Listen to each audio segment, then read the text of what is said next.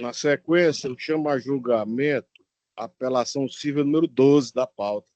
Apelante é Unimed Fortaleza e também Qualicorp, administradora de benefícios SA. A parte apelada é Cátia Teixeira Ramires e outro. Doutor Paulo Daniel Carneiro Borges Lima requereu para sustentar pela parte apelada. É isso? Isso, excelência. Boa tarde, doutor Paulo.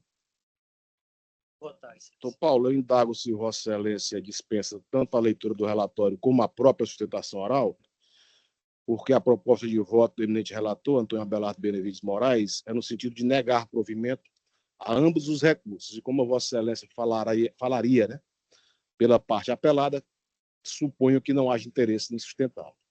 Perfeito, excelência, eu agradeço.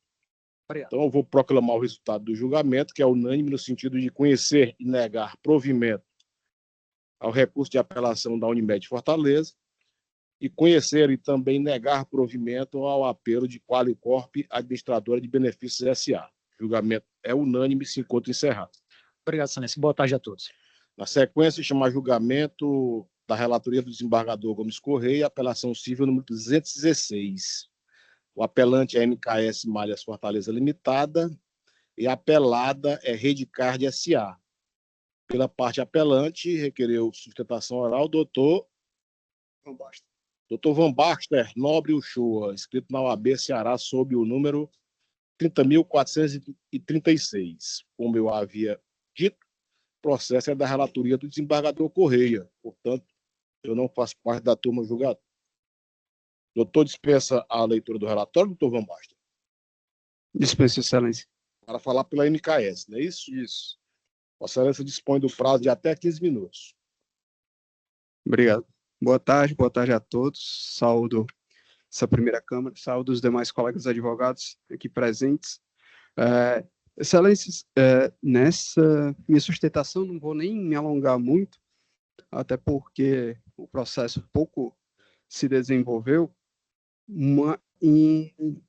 porque a apelação ela tem como ponto princípio a discussão acerca do próprio segmento do processo. Nós ajuizamos essa ação, que é uma ação de obrigação de fazer, porque a apelada ela reteve valores da nossa cliente, né, um valor considerável de R$ 81.271, processamento da maquineta. Na oportunidade do ajuizamento, nós pedimos a concessão da justiça gratuita. Foi negado pelo juízo do primeiro grau, ao passo que foi deferido o pedido, ao passo que foi deferida o parcelamento do recolhimento das custas. Dessa decisão, nós entramos com um agravo de instrumento, que foi distribuído pelo desembargador Carlos Augusto, com um pedido de liminar para que fosse dado seguimento ao processo até julgamento do agravo por essa Câmara. Do deferimento da liminar, antes de ser comunicado o deferimento da liminar, excelência, a juíza de primeiro grau determinou, tendo em vista que não houve o recolhimento das parcelas, né, de nenhuma parcela, em razão da apelada não ter a mínima condição de fazer o pagamento, a juíza de primeiro grau decidiu por extinguir o processo. Essa é a razão pela qual nós entramos com a apelação, para que essa Câmara decida tendo como princípio norteador a primazia do julgamento de mérito, para que modifique a sentença, para que seja dado seguimento, sendo deferido o benefício da justiça gratuita. São essas as razões. Sem mais. Com a palavra, o desembargador Gomes Correia, para proferir o seu voto. Pois não, senhor presidente, eminentes pares. Cumprimentar o desembargador Abelardo, Zé Ricardo e o desembargador Emanuel, senhores advogados, servidores, doutora procuradora.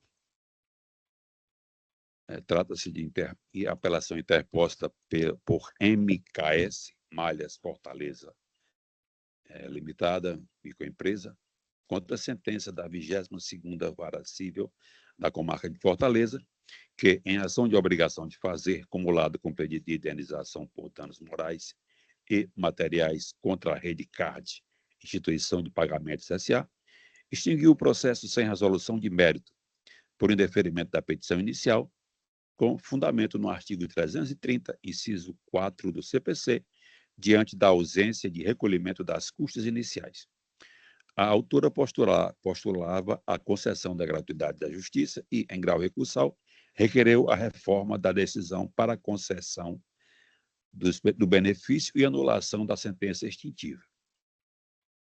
Nós temos uma questão em discussão que seria estabelecer se a ausência de recolhimento das custas iniciais após o indeferimento da gratuidade enseja o cancelamento da distribuição e a extinção do processo sem resolução de mérito.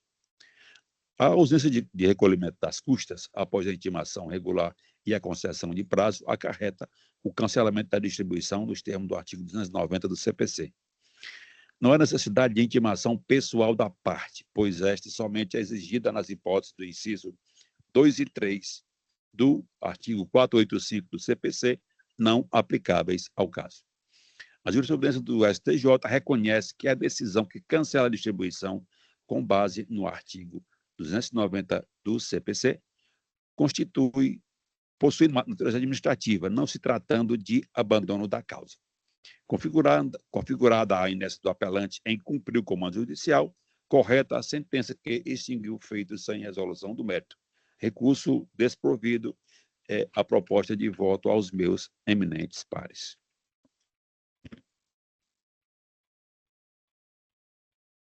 Desembargador Correia e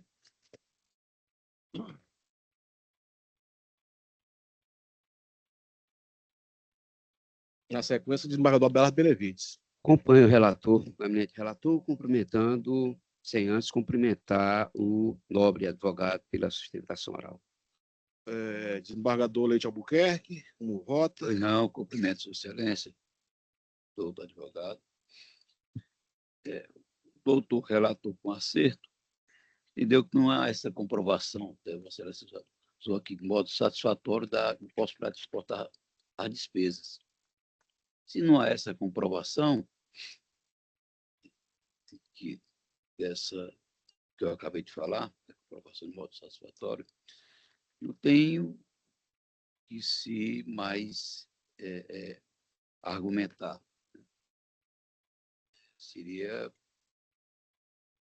O caminho seria o pagamento das custas. Daí que eu acompanho Vossa Excelência, já o fiz quando do julgamento provisório. Como votos? Desse modo, eu proclamo o resultado do julgamento, que é unânime no sentido de conhecer e negar provimento ao recurso de apelação nos termos do voto do relator, desembargador Correia. Julgamento encerrado. Agradeço ao doutor Van Baster pela sustentação oral perante a Câmara. Boa tarde, bom trabalho. Boa tarde.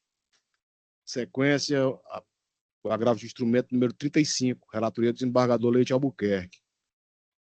Agravante é Francisca Flávia Araújo de Carvalho e o agravado é JSB Comércio e Representações Limitada. Advogada Ticiana Xavier Chagas, OAB Ceará, número 44.711, requereu sustentação oral pela parte agravada. Doutora Ticiana, boa tarde. Indago se dispensa a sustentação oral, porque falaria pelo agravado, não é isso? Isso, pelo E a agravado. proposta de voto do eminente relator, que já se encontra unânime, é no sentido de negar provimento ao agravo de instrumento. Tudo bem, então. Então, eu vou proclamar o resultado. A advogada dispensa a sustentação oral e eu proclamo o resultado, que é unânime, no sentido de conhecer e negar provimento ao agravo de instrumento, os termos do voto do relator, desembargador Albuquerque. Agradeço, doutora Ticiana. Na sequência, o agravo de instrumento número 19. Relatoria do desembargador Abelardo Benevides. O agravante é Felicíssimo Melo. E a agravada é Helena Pereira Damasceno. Pelo agravante, requereu sustentação oral o advogado Antônio Elson Lopes de Araújo. OAB Ceará, número 35.003. Boa tarde, doutor Elson. Boa tarde, Excelência.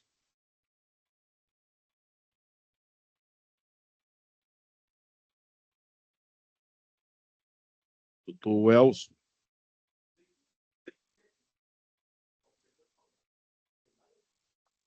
O Elson dispensa a leitura do relatório. Sim, Excelência. Sendo-lhe o prazo de até 15 minutos. Obrigado, Excelência. Cumprimento ao excelentíssimo senhor presidente. Cumprimento ao excelentíssimo senhor presidente, eminente relator, desembargador Antônio Abelardo. Cumprimento os demais nobres julgadores, representantes do Ministério Público, representantes da Defensoria Pública, os advogados que se fazem aqui presentes, os colegas que estão de modo virtual. Senhores, na origem, trata-se de uma ação de denúncia vazia acumulada com tutela antecipada de urgência promovida pelo agravante em face da agravada, que em sede de liminar requereu a desocupação do imóvel de propriedade do agravante, senhor Felicíssimo Melo, transferida mediante doação de sua irmã, Anísia Maria de Melo, em 2021, conforme averbada na certidão da matrícula do imóvel pelo cartório do primeiro ofício desta comarca. Por estarem preenchidos todos os requisitos legais, em 22 de janeiro de 25, o juiz Acol deferiu o pedido liminar inaudita altera partes formulado pelo agravante para expedir mandado único de desocupação voluntária do imóvel. A agravada dessa decisão interpôs agravo de instrumento com pedido de atribuição de efeito suspensivo de relatoria do desembargador Antônio Abelardo. Em fevereiro, dia 4 do corrente ano, houve um indeferimento da suspensividade requestada por não estarem presentes os requisitos para a concessão, ou seja, a ordem de despejo foi mantida. Pois bem, mesmo diante da manutenção da ordem de despejo pelo grau recursal, no dia 4/2 de 25, a agravada protocolou no juízo Acol, a quarta vara civil, pedido de reconsideração da decisão, que deferiu a liminar de despejo, sendo acatado, ou seja, determinou a suspensão da ordem de despejo. O fundamento utilizado pelo magistrado de origem foi de que seria necessário a investigação quanto à existência ou não de fraude na doação do imóvel locado que ocorreu entre irmãos, da senhora Anísia para o senhor Felicíssimo Melo, objeto destes autos. Ocorre, excelências, que tal entendimento não merece prosperar por 5 motivos, que eu listei aqui de forma bem objetiva. A primeira, a discussão acerca da legalidade da doação do imóvel e suposta fraude deve ser discutida em ação própria e entre as partes legítimas, e não na presente ação de despejo por denúncia vazia pelo sublocatário ou locadora ora agravada, que sequer são parentes ou têm alguma relação com o senhor Felicíssimo. A doação foi realizada por escritura pública de doação, datada em 2021. A mesma concede fé pública, sendo dotada de presunção legal de veracidade, que somente pode ser afastada em autos próprios diante da existência de provas robustas em sentido contrário e não em apenas em alegações vazias e unilaterais trazidas pela agravada.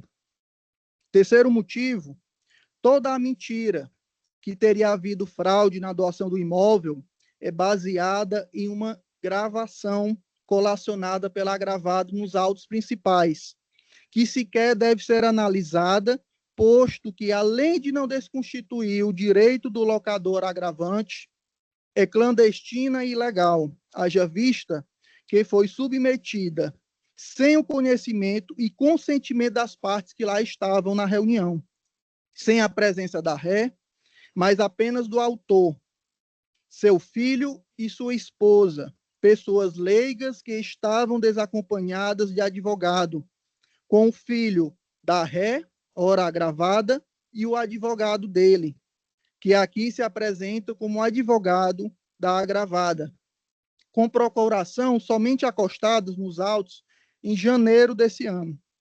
É de fácil percepção, nessa gravação, que o advogado do sublocatário, filho da ré, ora agravada, a todo momento induz a erro o autor, seu filho e sua esposa para obter vantagens e respostas do que são convenientes.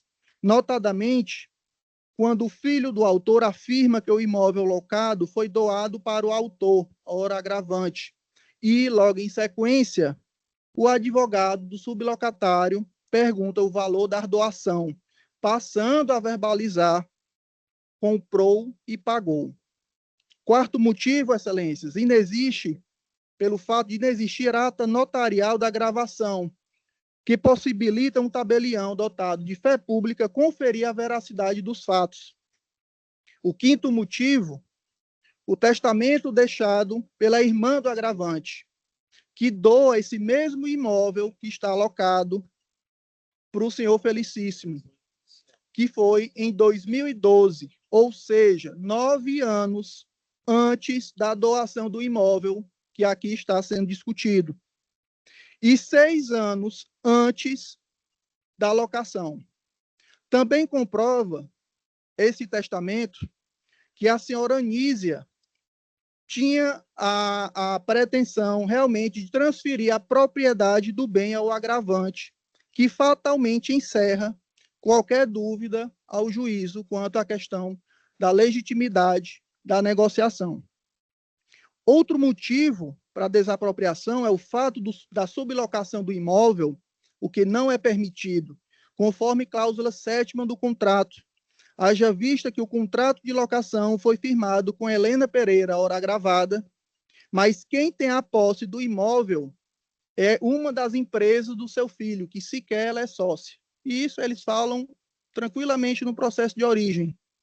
A verdade, excelências, é que a agravada busca tumultuar a presente ação de despejo por denúncia vazia para ganhar tempo na permanência da posse do imóvel.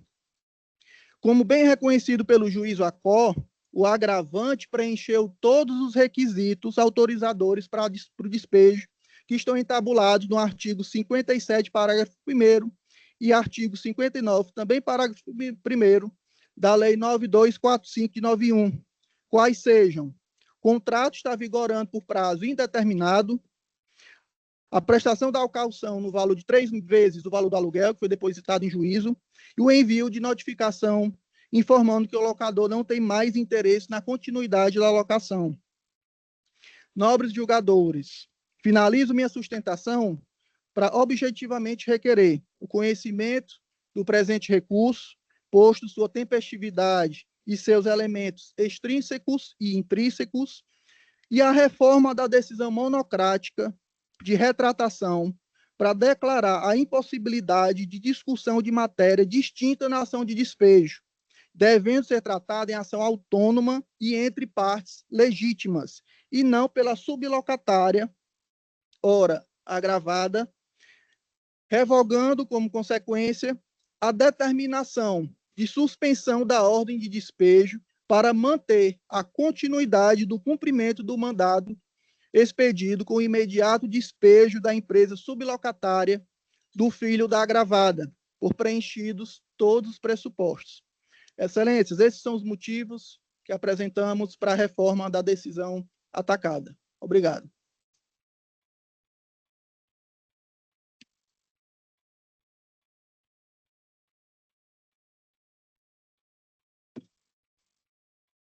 Agradeço, doutor Elson, pela sustentação oral e, com a palavra, o eminente relator, desembargador Abelardo Benevides, para proferir Obrigado, o seu presidente. voto. Também, de igual forma, cumprimento o doutor Elson pela excelência da sustentação.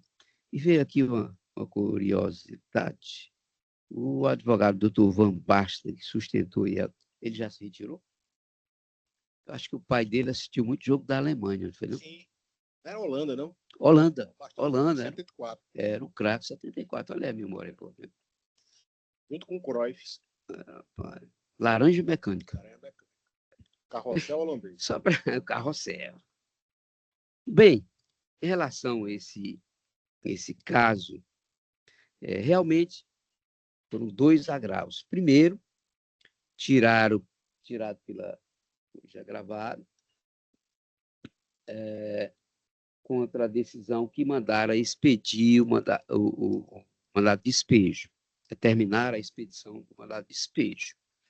Eu realmente rejeitei a suspensividade, mas a parte requeriu a desistência, porquanto lá, na origem, ao fazer um pedido de reconsideração, o juiz suspendeu o despejo.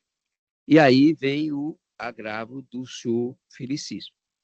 Eu recebi o doutor Wells, conversamos, recebeu bem tirado os memoriais recebi, e contemplando os autos com todas as venhas, não há como dar provimento, até porque juiz, em regra, tem muita cautela sobre venda. Nós julgamos há pouco tempo aqui a relatoria de desembargador Carlos Augusto, que eram 2 conexos, venda de imóvel, despejo, essas medidas mais drásticas.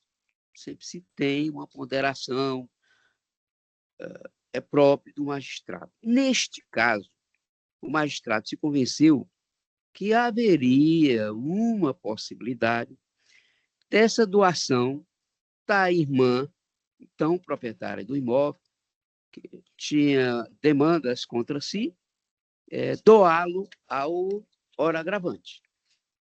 Então, veio esse fato, levado a conhecimento pela agravada, e o juiz, então, a partir daí, houve por bem suspender. Porque aqui há, em tese, tudo em tese, a cautela é só um agravo, uma possibilidade de fraude, como se diz na doação, violando, inclusive, o direito de preferência da locatária.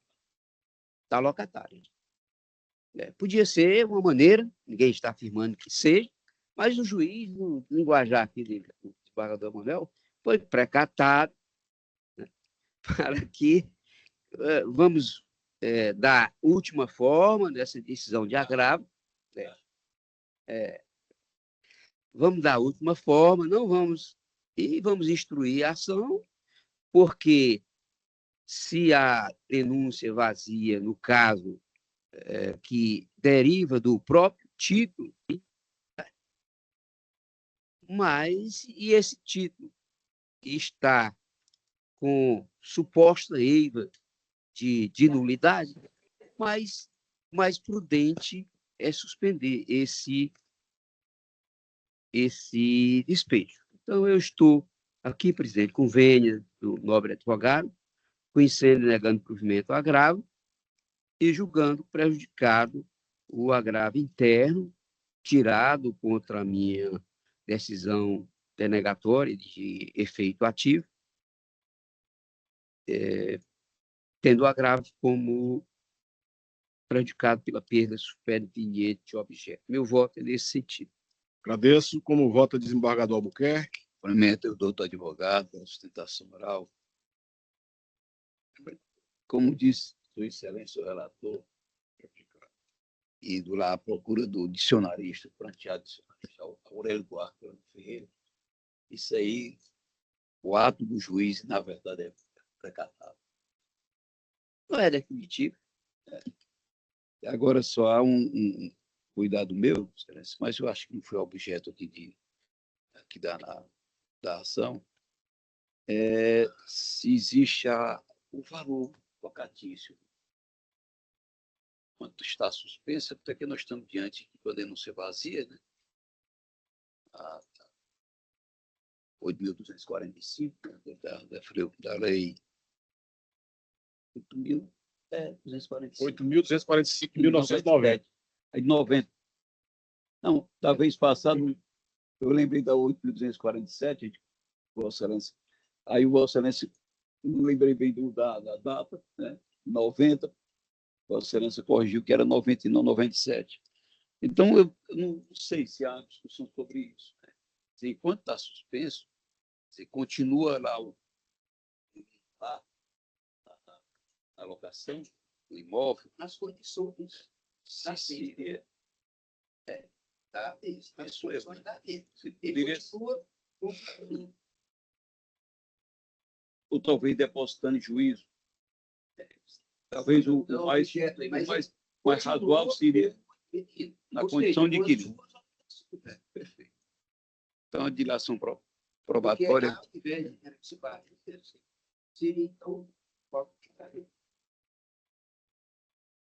Já está dando artigo 9. Então, acompanho Vossa Excelência, como já o fiz, parabenizando e entendendo que também há necessidade de dilação probatória. Na sequência, voto eu e eu cumprimento mais uma vez aqui o doutor Elcio, que esteve comigo antes da sessão de julgamento, desembargador Abelardo, reforçando os argumentos que agora trouxe perante o colegiado. Mas eu também considero inatacável o voto de Vossa Excelência, que por isso que subscrevo integralmente. Já proclamo o resultado do julgamento, que é unânime agora, no sentido de conhecer e negar provimento ao recurso de agravo de instrumento e, com relação ao agravo interno correlato, julgá-lo prejudicado. Os termos do voto do relator, desembargador Abelardo Benevides Moraes. Julgamento encerrado. Obrigado, Excelência. Bom trabalho. Sequência também da relatoria do desembargador Abelardo Benevides, o agravo de instrumento número 3 da pauta, a agravante é a Unimed de Fortaleza, o agravado é Gildo Lealbino de Souza Júnior, e pelo agravado requereu sustentação oral o advogado Gildo Lealbino de Souza Júnior, OAB Ceará, número 28.669-A, portanto, em causa própria. Doutor Gildo não compareceu, não é isso? Ausente. Secretaria informa a ausência e, no entanto, além disso, o agravo de instrumento está sendo desprovido, conforme a proposta de voto do eminente relator. Já está unânime e eu proclamo o resultado. Repito, unânime no sentido de conhecer e negar provimento ao agravo de instrumento, conforme o voto do eminente relator, desembargador Abelardo Benevides Moraes. Chamo agora a apelação civil número 131 da pauta do PJE. A relatoria do desembargador José Ricardo que dá o patrocínio, apelante apelado Antônio William Vieira Rodrigues e apelante apelada Companhia Energética do Ceará, Enel. Pela parte Antônio William Vieira Rodrigues, requereu sustentação oral a advogada Daniele de Souza Silva, escrita na OAB Ceará, sob o número 43.366-A. Anoto que, em relação a este julgamento, está impedido o desembargador Correia, porque se trata de processo em que é parte a Enel. Portanto, a turma julgadora será composta pelo relator, que sou eu, desembargador Abelardo Benevides e desembargador Emanuel Leite Albuquerque. Boa tarde, doutora Daniele. Boa tarde a todos. Doutora Daniele, Vossa Excelência dispensa a leitura do relatório? Sim, Excelência. Então, lhe concedo o prazo de até 15 minutos. Ok. Colenda, turma, excelentíssimo presidente deste tribunal, senhores desembargadores, ilustre representante do Ministério Público, nobres colegas advogados, serventuários da Justiça aqui presentes, meus cumprimentos.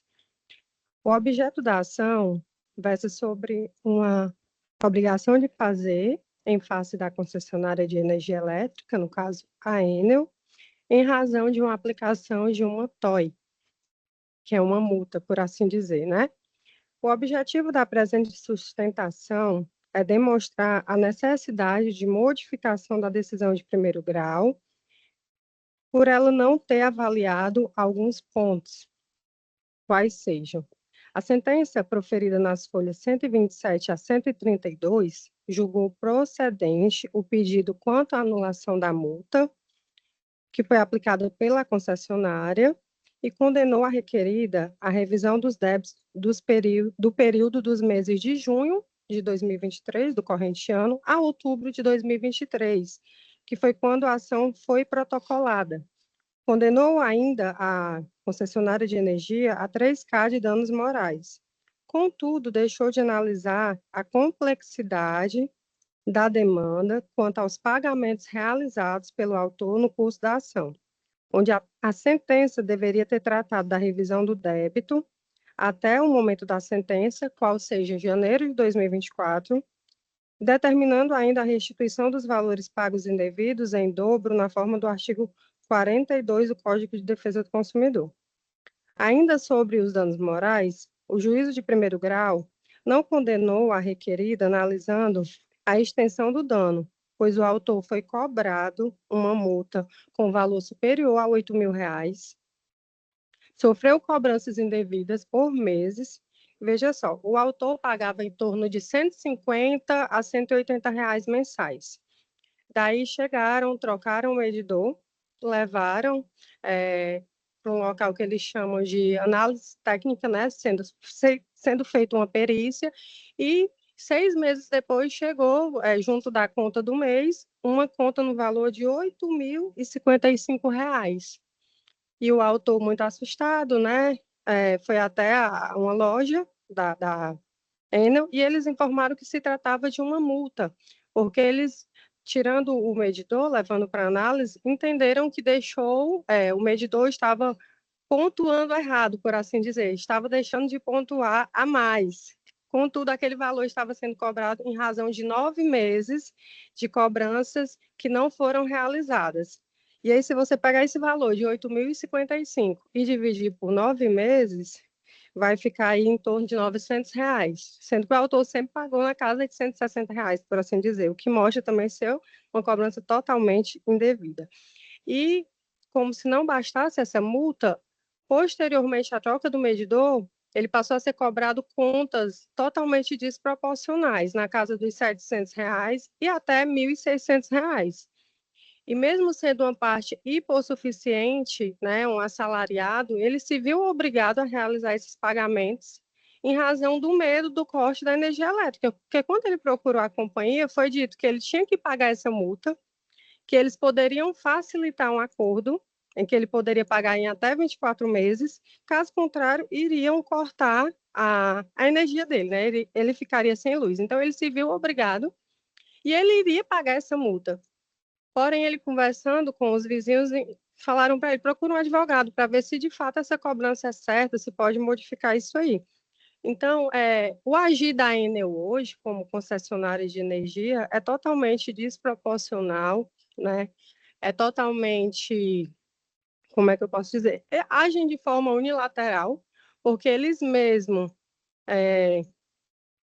atuam dia a dia, eles fiscalizam e eles punem, né? E eu acho que o judiciário tem que ter uma visão melhor com relação a eles, no sentido de que eles têm que ser punidos com mais rigor, porque são muitos consumidores dia a dia prejudicados. É muito comum lá no escritório chegar pessoas, eu já peguei situação de idosos, né, trazendo aqui para a situação, de que foi questionar uma conta duplicada e eles já induziram o idoso a fazer um acordo, e ali o idoso assume em 12 parcelas, né, o valor a cobrança já é indevida, já está majorando ali no orçamento do idoso, e o idoso ainda assume ali por um ano, né?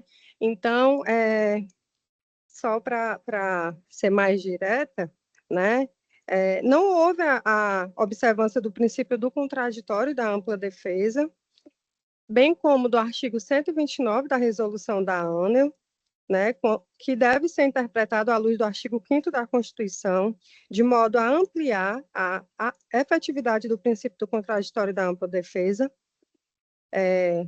e a comprovação quanto à irregularidade que a concessionária fala dia a dia é dita somente por ele. Os consumidores, eles não têm acompanhado, a concessionária não tem respeitado o artigo 250 também da resolução da ANO, que traz que para a concessionária chegar até a residência para fazer alguma averiguação no medidor, eles devem avisar com prazo mínimo de 3 dias. Isso também não foi feito no caso. Então, por fim, requer a reforma da decisão no sentido de modificar a sentença para majorar o dano moral, bem como tratar dos valores pagos indevidamente na forma do artigo 42, que é a restituição em dobro, e também tratar das contas do período de junho de 2023 a janeiro de 2024, né, havendo refaturamento, pois na sentença de primeiro grau tratou apenas até o período de outubro, que foi quando a ação foi proposta. Essas são as razões para a reforma. Agradeço à doutora Daniele Souza Lima pela excelente sustentação oral. Obrigada. Bastante objetiva, aguerrida, incisiva. Mas, colegas, desembargador Abelardo, desembargador Emanuel, essa causa aqui ela não requer muita dificuldade, porque é aquela velha questão da lavratura do termo de ocorrência e inspeção pela Enel, concessionária de energia elétrica, e esse termo foi lavrado pela concessionária, mas, no entanto, a concessionária não logrou êxito em notificar o consumidor acerca do dia e hora em que esse medidor seria periciado. E que, portanto, dessa maneira, ao agir assim, houve uma violação ao contraditório administrativo, de maneira que o consumidor não deve ser penalizado em relação a isso. Bem por isso, o juiz de primeiro grau determinou que se fizesse o refaturamento desse consumo de energia pela média dos últimos 12 meses, né?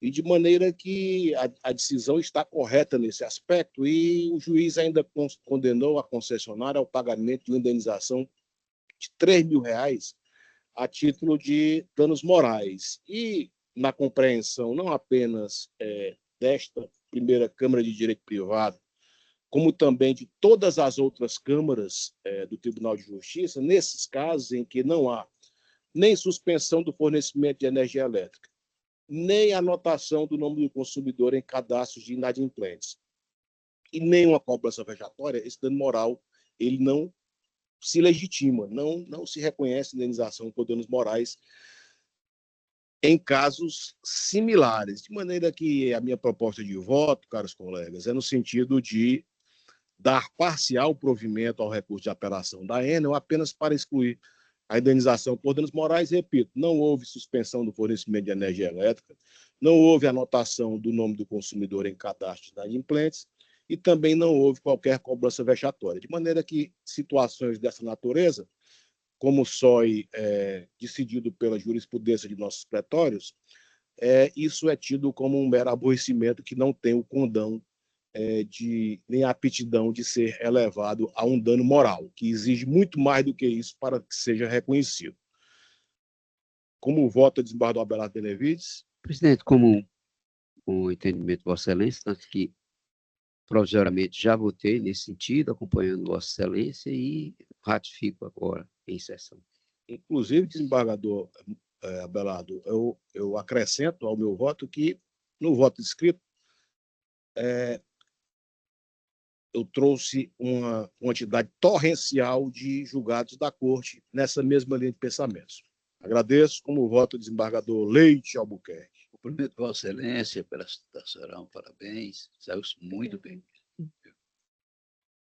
Matéria bem já pacificada na primeira Câmara, e creio que em todas as outras câmaras. Então, como Vossa Excelência falou, não há suspensão, existem cadastros, não há cobrança intensificada. Vexatória. Menos intensificada. Vexatório, às vezes um telefone uma coisa ou outra. Eu acho que não seria suficiente também para a condenação de danos morais. Então, acompanho Vossa Excelência. Excelência, a sua licença. No, O no... julgamento está em curso. Ah. Pois não. Acompanho Vossa Excelência. Vou proclamar o resultado do julgamento, que é unânime no sentido de conhecer e dar parcial provimento ao recurso da Enel e com relação ao apelo de Antônio William Vieira Rodrigues, fica julgado prejudicado conforme o voto do relator. O julgamento é unânime e se encontra encerrado. Agradeço mais uma vez a presença da doutora Daniele de Souza Silva. Obrigada. Preciosa sustentação oral. Na sequência, chama a julgamento apelação civil número 2. Apelante é a Central Eólica Trairi S.A. e o apelado é Falcões Agroindústria Incorporadora Limitada. Pela parte apelada, requereu sustentação oral os advogados Hugo Alves Bittencourt, Lucas Elano Rocha Magalhães, OAB Ceará, número 29.373, que já se encontra na tribuna. O processo é da relatoria Minha. do desembargador Abelardo Benevides. É do SAIS. SAIS.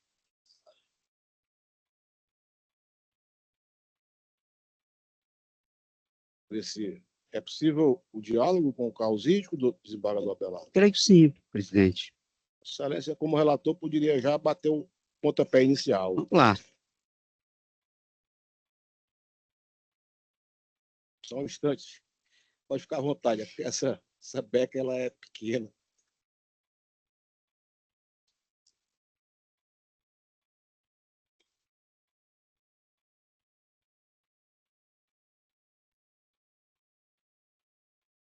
Doutor Lucas falaria pelo apelado, mas o nobre relator tem um diálogo para ter previamente com Vossa Excelência. Ao final, se Vossa Excelência entender que remanesce o interesse na sustentação oral, terá todo o direito de fazê-lo.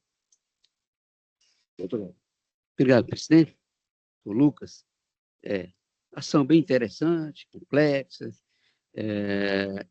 O julgado, o juízo fixou obrigações, correções e tal. E no meu voto eu estou dando parcial provimento. E o que é o parcial provimento? Um aspecto mínimo. Eu estou apenas excluindo os juros compensatórios, não os moratórios. Albergado, escorado na jurisprudência do Supremo, que diz que não cabe os juros compensatórios quando não há perda de renda. Então, somente este aspecto. O mais, a sentença está sendo mantida. Então, meu voto é nesse sentido. Isso. Eu transcrevo aqui no meu voto.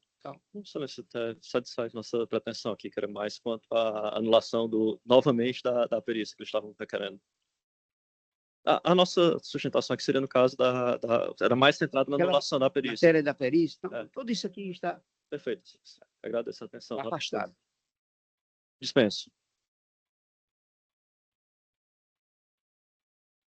Estaria a nota que o advogado Lucas Elano Rocha Magalhães dispensou a sustentação oral e eu já proclamo o resultado do julgamento, que é o seguinte: a apelação conhecida e parcialmente provida nos termos do voto do eminente relator, desembargador Abelardo Benevides Moraes. O julgamento é unânime e se encontra encerrado. Eu agradeço a colaboração do nobre causídico, doutor Lucas Elano. Na sequência, chama a julgamento também da relatoria do desembargador Benevides, a apelação civil número 14 da pauta do PJE. Apelante é Elker Patrícia Lins Luciano e outro. E a apelada é a Educadora 7 de Setembro Limitada.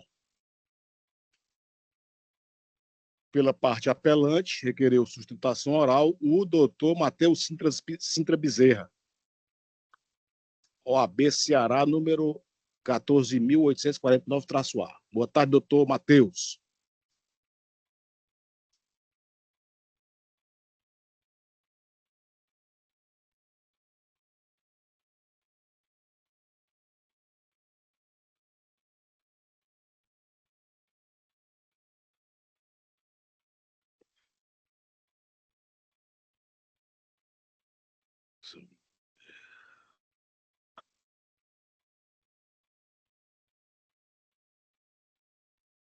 Doutor Matheus falará pelo apelante, é isso?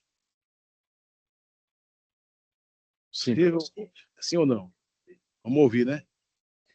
De qualquer maneira, se não aceitar, fica mais fácil a sustentação oral dele.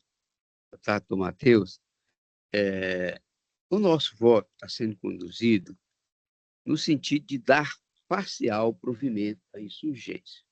E o que seja, há aquela condenação de 30 e poucos mil, nós estamos reduzindo apenas para 17, que é o valor da confissão da dívida, mantendo, achando, penso eu, que não deve haver a redistribuição da verba honorária, na forma fixada na origem, e estou negando aquele aspecto da legitimidade e tal. Então, voto nesse sentido. Excelência, se me permitir eu fazer a sustentação. Tem todo direito. Direito. Já me antecipo pedindo escusas aqui pela tomada do tempo, mas dever de ofício, Excelência. Claro. Cumprimento a todos os membros dessa Câmara, na pessoa do presidente, do patrocínio, senhora membro do Ministério Público, doutora defensora pública, todos os advogados, assistência. Eu gostaria apenas, Excelência, é só esclarecimento de fato, vou tentar não usar mais do que 3 minutos. Nós entendemos que o procedimento adotado pela autora da ação não foi o correto. Porque o que é que ela diz? Na sessão da inicial, ela narra que vendeu... Me permito uma pequena digressão. O pano de fundo fático foi uma confissão de dívida entre o casal apelante e a proprietária do imóvel. Foi uma confissão de dívida. Eles acertaram a compra desse apartamento, o apartamento nunca foi transferido e eles assumiram a dívida do promitente comprador, que é a Casebras, né? Então, o que é que a autora do apartamento quer? Ela teve aborrecimentos, e o que é que ela quer? Eu quero que tire o apartamento do meu nome. Eu vendi para a Casebras e a Casebras vendeu para você. Então, tire do meu nome e passe. E o que foi que ela postulou em juízo? Olha, eu quero que lavre uma escritura pública diretamente de mim para os atuais compradores, sem passar pela Casebras. A nossa insurgência, eu acho perfeitamente válido que isso seja feito no cartório. Ele vende o imóvel 2 vezes. Eu vendi para a Casebras e vou vender de novo agora para você. A Casebras que vem atrás. Como a Casebras não vai atrás, porque ela realmente ficou inadimplente e, de fato, vendeu o imóvel, ele faria a compra e venda direta para eles. Mas requerer isso do judiciário, narrando que, de fato, vendeu para um terceiro, ou seja, ele está expondo uma simulação. Olha, eu não vendi para você, mas eu preciso que esse apartamento saia do meu nome. Como eu não posso transferir para a promitente compradora, porque ela faliu ou quebrou, qualquer coisa que o vale, eu vou transmitir direto para você. E você arque com as custas e consequências aí da sua inadimplência. A nossa pedra de toque, Excelência, é justamente a falta procedimental da Casebras não figurar sequer como litisconsorte passivo necessário.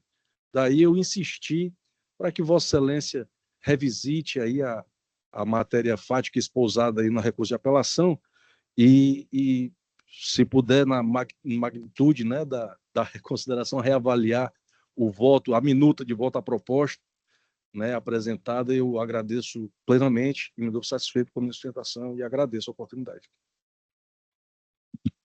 Agradeço, doutor Matheus. Concluiu? A palavra ao desembargador Abelardo Benevides.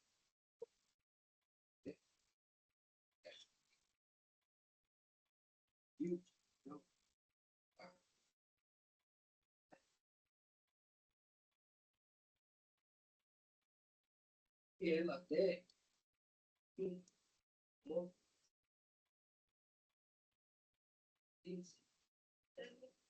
dela seja transferência da titularidade do código para os termos. E aqui, o voto assinado, e os apenas tinham conhecimento de que a empresa vendeira a empresa Casebras. Casebras, o circuitário, e ela firmou o contrato de compra-venda com os réus. Para os autos, existe um substantivo. Desembargador Abelardo, seu microfone está desligado. Desembargador Abelardo, microfone. Bom, existem nos autos o termo de confissão de dívida e as partes, ora apelantes, tinham conhecimento de que a compradora originária ela teria e teve firmado com os réus apelados um contrato de compra e venda. Eu faço, inclusive, as transcrições aqui a respeito. Consta na confissão de dívida, aqui. No final, os confitentes devedores reconhecem a obrigação de rolar a notificação extrajudicial, tal, prometendo cumpri-las até o dia tal. Assim, não há em nenhum momento impugnação dos réus apelantes contra essa cadeia negocial e somada à função expressa e constante no instrumento de dívida e das notificações extrajudiciais, então, acrescento eu, resta cristalizada a obrigação de perfectibilizar a transferência da titularidade registral. Nesse sentido, digo eu, ordenamento jurídico repele condutas contraditórias, vedando que a parte que expressamente reconheceu o negócio jurídico e dele se beneficiou, inclusive mediante confissão de dívida, venha posteriormente negar sua validade ou se esquivar do cumprimento da obrigação correlata. Então, por esse motivo, entendo que se mostra devida a determinação, e aqui eu já avanço para a questão do valor, embora a juíza tenha mencionado os 32.922, eu não vislumbro dos autos, essa comprovação, por esse motivo entendo que se mostra devida a determinação de restituição apenas do valor constante do instrumento de construção de dívida, qual seja R$ 17.284,26. Então, por isso é que eu estou dando parcial provimento, né? Reduzindo aquela indenização de 32 para 17 mil, mantendo no mais intacta a decisão recorrida. Agradeço. Agradeço, desembargador Abelardo. Como vota desembargador Emanuel Leite. Excelência, pela sustentação oral. Abelardo, então, já existia alguma relação entre essa empresa e essa senhora casal vendedor e o terceiro. Que essa empresa já teria feito contrato com o terceiro, que seria, a princípio, né? Ela vendeu a empresa, mas a empresa renegociou com o terceiro, né? Exatamente. Eu acompanho Vossa Excelência. Eu já ouvi quando do sistema provisório. Dom Matheus, eu cumprimento Vossa Excelência e, ao mesmo tempo, parabenizo pela objetividade da sustentação oral, mas, como diz o desembargador Albuquerque, aqui não há outro caminho, desembargador Abelardo, a não ser o que sinalizou Vossa Excelência em seu judicioso voto, de maneira que eu acompanho também o eminente relator e voto no sentido de conhecer e dar parcial provimento ao recurso, conforme a proposta de voto do eminente relator, desembargador Abelardo Benevides. E já proclamo o resultado, desembargador Leite Albuquerque, que é exatamente esse, apelação conhecida e parcialmente provida nos termos do voto do relator. Desembargador Abelardo Benevides, o julgamento é unânime e se encontra encerrado. Agora o caminho eu já aprendi com Vossa Excelência, viu? Agradeço a oportunidade e desejo boa tarde a todos. Agradeço, doutor Matheus. Na sequência, chama a julgamento a apelação civil número 198 da pauta do PJE, relatoria do desembargador Gomes Correia. A apelante é Antônia Lima da Mota e o apelado é Francisco Júnior Dias Alcântara. Pela parte apelante, requereu sustentação oral o advogado Raimundo Soares Filho, inscrito na OAB Ceará, sob o número 11.087-A. Doutor Raimundo Soares Filho se encontra presente? Ausente? Secretaria informa ao desembargador Albuquerque. Vossa Excelência, falta votar no 198. Secretaria informa a ausência do advogado Raimundo Soares Filho para realizar a sustentação oral para a qual se inscrevera. Vamos aguardar o voto do desembargador Albuquerque.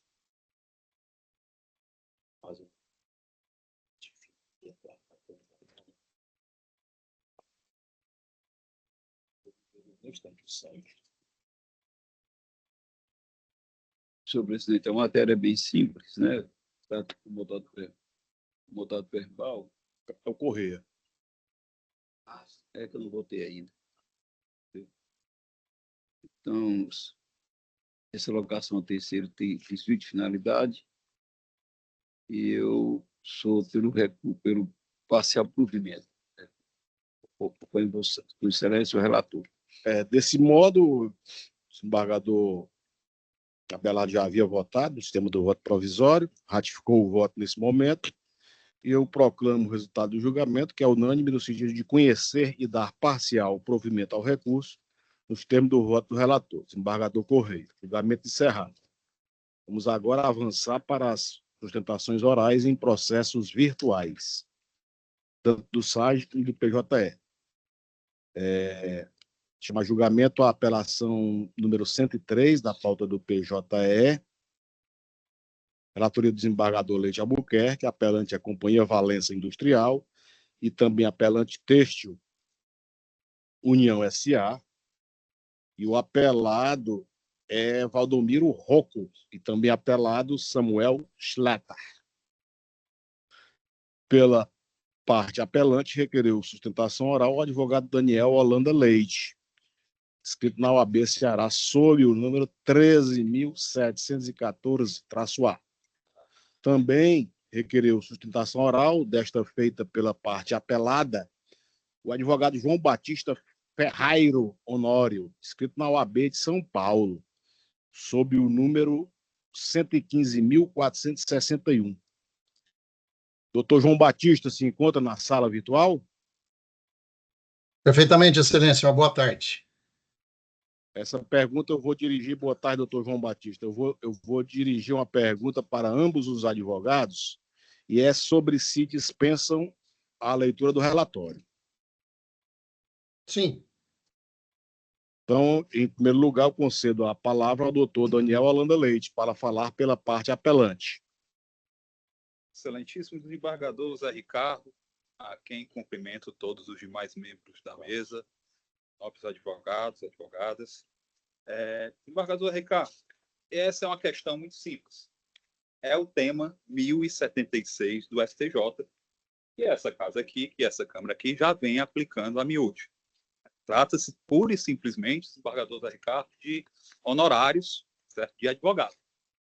Nós interpusemos na origem uma ação declaratória de prescrição de uma escritura pública, com o fim de declarar, obviamente, a prescrição da dívida e de livrar, tá? de livrar as hipotecas a elas aderentes. Tá?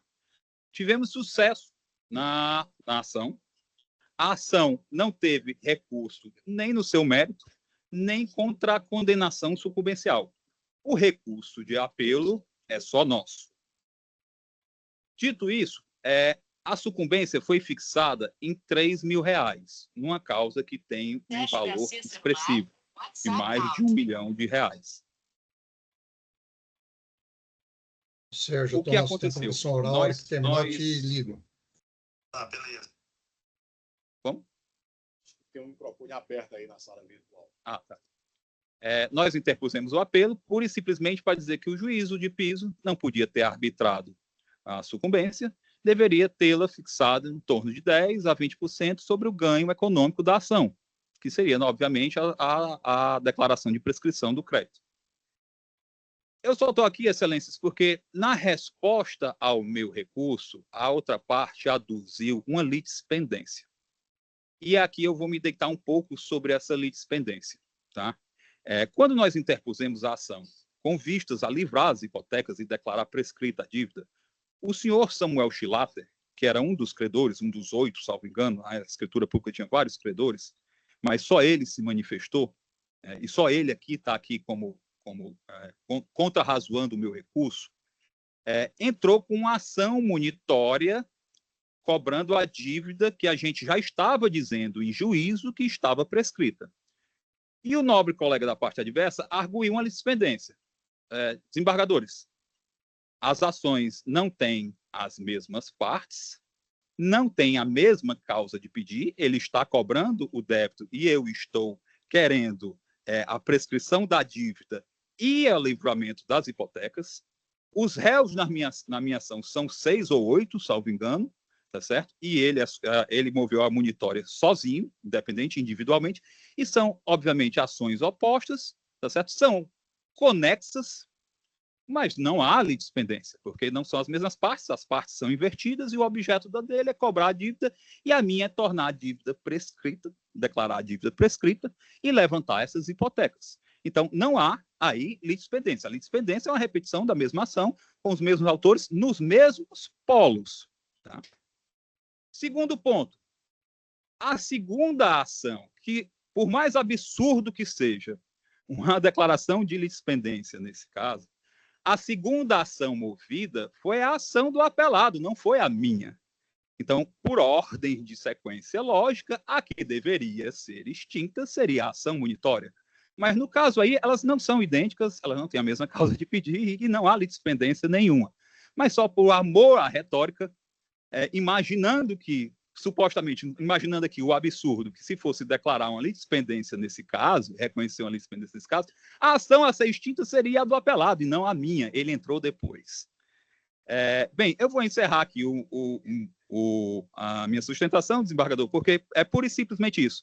Não há possibilidade de uma reformatio impégius, que é mais ou menos o que as contrarrazões do apelado requer, porque o recurso é só meu, não existe recurso no mérito, nem existe recurso deles com relação à fixação dos honorários de sucumbência, querendo reduzir ou extinguir.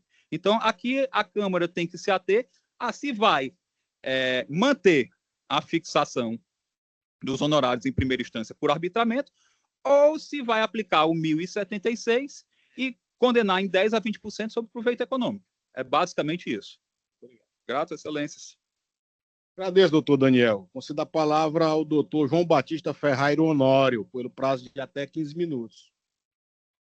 Desembargador presidente dessa colenda da primeira Câmara, doutor José Ricardo, a quem cumprimento os demais componentes, desembargador relator, doutor Manuel Leite Albuquerque, desembargador Carlos Augusto Gomes Correia, a doutora procuradora, doutora Luzinara Formiga, também cumprimento aos serventuários que gentilmente nos assessoram, nos dão todas as informações, porque estamos distante e são gentis, prestativos, a quem cumprimento, aos nobres colegas, ao doutor Daniel Holanda, um combativo advogado, a quem tive a honra e o prazer de conhecê-lo. De fato, nós estamos aqui sustentando uma litispendência em favor de Samuel Schlatter. Apesar da brilhante sustentação do doutor Daniel, eu entendo que, com relação a Samuel Schlatter, sim, há litispendência. Esta mesma colenda da Câmara este mesmo relator, desembargador Leite Albuquerque, e esta foi unânime este julgamento, reconheceu na ação em que nós suscitamos a litispendência, no apelo 0029 591 56 2010, julgou exatamente o reconhecimento da prescrição do título que se trata aqui. Se na ação inicial houve por parte do apelante a declaratória para ver o título em si, que estava, obviamente, que se foi reconhecido prescrito, deveria ele ter suscitado a conexão do processo da ação monitória. Confesso a Vossas Excelências que eu assumi este processo em estado adiante, sucedi outro colega, aqui não estamos para julgar, mas essa é uma matéria cognoscível a todo instante. Vossas Excelências, em 2020, julgaram o apelo também da parte da Teste União, mantiveram os honorários advocatícios fixados em primeira instância no brilhante voto proferido, invocando, inclusive, as questões trazidas pela ministra Rosa Weber, de que não se deveria fazer com que honorários vultuosos remunerassem desta forma em razão da própria demora judicial. Se nós considerarmos essa ação, se iniciou no ano de 2010 e por uma série de sucessão de determinação de redistribuição, ela só foi julgada no ano de 2023. Então, Excelências, nós aqui buscamos, sim, em favor de Samuel, que seja reconhecido a litispendência e contra ele seja extinto esta ação. Cognoscível, repito, matéria de ordem pública, cognoscível em qualquer grau de jurisdição. E no mérito, o que eu não acredito que possa ser afastado esta invocação, seja mantido integralmente os honorários sucumbenciais fixados na origem. Agradeço a Vossas Excelências e, só para finalizar, estive entregando memoriais no gabinete de Vossas Excelências, que eu não tenho dúvida que receberam. Lá, sucintamente, nós trouxemos esta matéria para que Vossas Excelências tivessem a oportunidade de, com o tempo, analisar as nossas contrarrazões. Muito obrigado, Excelências. Agradeço, doutor João Batista, pela sustentação oral e concedo a palavra ao desembargador relator, Manuel Leite Albuquerque. Parabéns, Vossa Excelência, pela sustentação oral. Senhor presidente, eu vou tirar de mesa esse recurso. Qual o número? Doutor João Batista? Desde Pois não, Excelência. Qual é o número do processo a que Vossa Excelência fez menção agora há pouco? 0029-591-56 2010. Eu posso colocar no chat, se for. Já é suficiente, já é suficiente. Agradeço, doutor João. Então, senhor presidente. Processo retirado de mesa pelo eminente relator, desembargador Emanuel Leite Albuquerque, julgamento suspenso. Presidente, eu coloquei o número no chat virtual. Agradeço, doutor João. Cumprimento ambos os advogados pelas judiciosas sustentações orais, agradeço pela presença e, dando sequência aos nossos trabalhos, chamo a julgamento.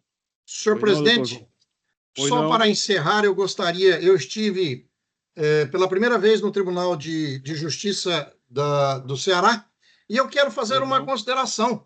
Tribunal muito bonito, arejado, um local muito amplo, com uma aura muito boa. Então, vocês todos estão de parabéns.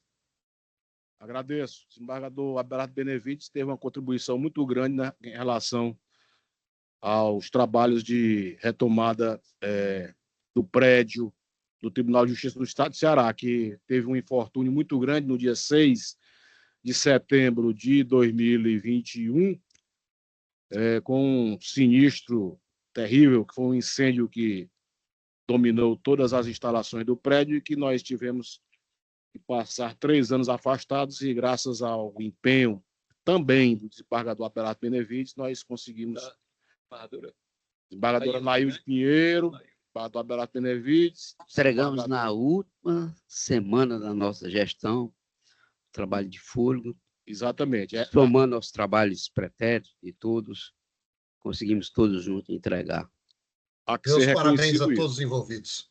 Parabéns. Agradeço, doutor João. Então, julgamento suspenso. Uma boa tarde, excelências. Boa tarde. Eu chamo a julgamento o agravo de instrumento número 2 da pauta do PJE. Agravante é Isabelle Denise Xavier Mari Hartog Bógio. E aqui o agravado não se encontra aqui, mas não tem agravado, né? Relatoria do desembargador Abelardo Benevides. Quem requereu sustentação oral pela parte agravante foi o advogado Antônio Wagner Portela de Menezes. Se encontra na sala virtual. Doutor Antônio Wagner Portela de Menezes, Vossa Excelência está sendo chamado para realizar a sustentação oral para a qual se inscrevera. OAB Ceará, número 53.211-A. Secretaria não localizou na sala virtual o advogado Antônio Wagner Portela de Menezes e eu proclamo o resultado do julgamento, que é unânime no sentido de conhecer e dar provimento ao recurso de agravo de instrumento, conforme o voto do relator, desembargador Abelardo Benevides. O julgamento é unânime e se encontra encerrado.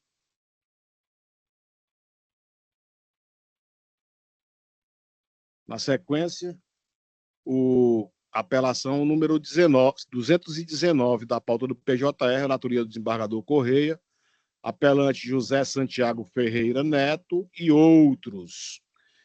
E apelada Tailândia Indústria e Comércio de Madeiras Limitada e o Banco Santander Brasil S.A.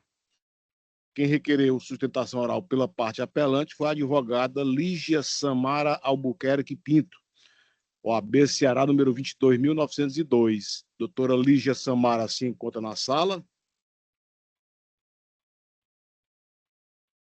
Secretaria informa a ausência da advogada Lígia Samara Albuquerque Pinto, que foi chamada para realizar sua sustentação oral e, no entanto, não compareceu. E eu já proclamo o resultado do julgamento, que é unânime, no sentido de conhecer e dar provimento ao recurso de apelação, conforme o voto do relator, desembargador Gomes Correia. Repito, julgamento unânime e agora já encerrado. Chama julgamento apelação número 60 da pauta do PJE, relatoria do desembargador Leite Albuquerque. Apelante é Maria de Fátima Viana Pereira e o apelado é o Banco Santander Brasil S.A. Pela parte apelante, requereu sustentação oral o advogado Thales Levi Santana de Moraes, escrito na OAB Ceará sob o número 41.842-A. Doutor Thales Levi se encontra presente? Secretaria também informa a ausência do advogado Thales Levi Santana de Moraes para realizar a sustentação oral. E eu já proclamo o resultado do julgamento, que é unânime no sentido de conhecer e dar provimento ao recurso de apelação, conforme o voto do relator, desembargador Emanuel Leite Albuquerque. O julgamento é unânime e se encontra agora encerrado. Chama julgamento apelação número 94 do PJE, também da relatoria do desembargador Albuquerque. O apelante é o Banco C6 Consignado S.A. E o apelado é Tevaldo Fernandes de Souza. E pelo apelado, requereu sustentação oral a advogada Yara Gomes de Almeida, inscrita na OAB Ceará sob o número 49.061-A. Doutora Yara Gomes Almeida se encontra presente?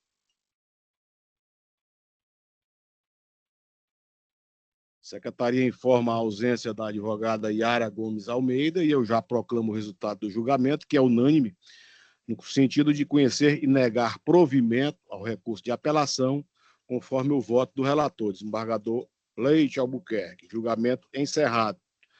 Na sequência, a apelação 25 da pauta do PJR, relatoria do desembargador Abelardo Benevides. Apelante é Maria Gilmar de Araújo, o apelado é o Banco Pan S.A. E pelo Banco Pan S.A. requereram sustentação oral os advogados Rafael dos Santos Campos, OAB Pernambuco 26.435.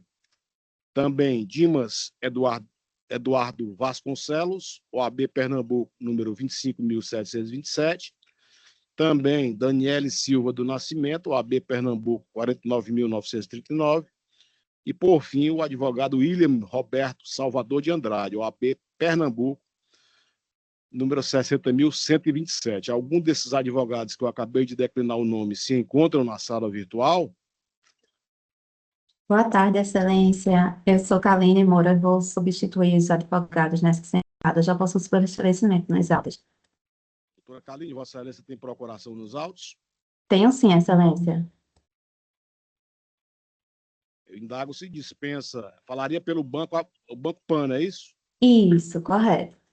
Eu indago se dispensa a sustentação oral, doutora Kaline. Qual é o número da OAB da senhora? 54371, Pernambuco. 54379? 371. 54.371 de Pernambuco, não é isso? Isso, correto, Excelência. Indago se dispensa a sustentação oral porque a proposta de voto do eminente relator, desembargador Abelardo Benevides, é no sentido de negar provimento ao recurso. Sim, Excelência. Dispensa a sustentação. Secretaria anota e eu agradeço e já proclamo o resultado do julgamento, que é unânime no sentido de conhecer e negar provimento ao recurso de apelação, conforme o voto do relator, desembargador Abelardo Benevides Moraes. Agradeço, doutora Kaline. Obrigada, Excelência. O próximo também é comigo, Excelência, o 171. 171, e eu faço a mesma pergunta. Vossa Excelência tem procuração nos autos? Sim, também tenho.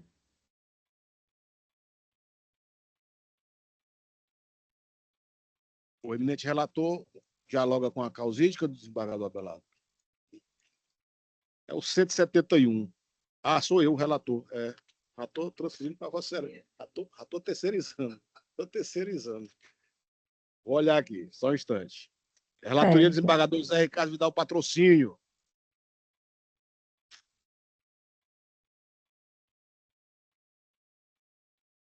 É o 171 da pauta de julgamentos. Isso, Excelência, é o 020-1158, dígito 40 de 2024. É exatamente isso.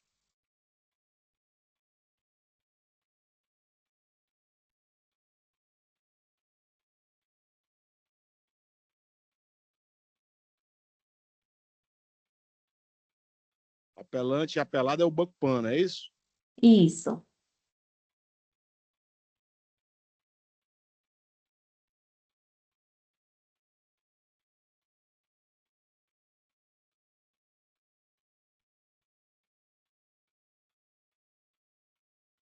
Doutora Kaline, a minha proposta de voto, que já se encontra unânime, é no sentido de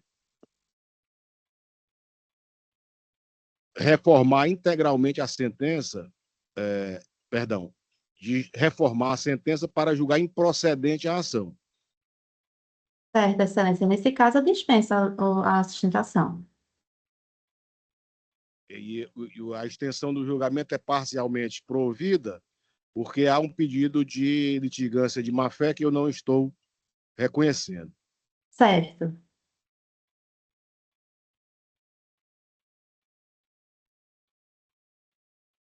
Então, eu vou proclamar o resultado do julgamento, que é unânime no sentido de conhecer e dar parcial provimento ao recurso do Banco Pan S.A. e, com isso, julgar improcedente a ação. E, com relação ao apelo da parte promovente, fica julgado prejudicado, conforme o voto do relator, desembargador José Ricardo Vidal Patrocínio. O julgamento é unânime e se encontra encerrado. Agradeço, doutora Kaline. Obrigada, Excelências. Bom dia e bom trabalho. Igualmente. Mas julgamento da relatoria do desembargador Leite Albuquerque, o processo número 104 da pauta do PJE. Apelante é Lucineide Rodrigues do Nascimento e outro. E a apelada é Beatriz de Matos Brito Pinto. E pela parte apelada, requereu sustentação oral o advogado Samuel Nunes da Silva, escrito na OAB Ceará sob o número 30.465-A. Doutor Samuel Nunes da Silva, se encontra presente? Sim, Excelência. Doutor Samuel, boa tarde. Boa tarde.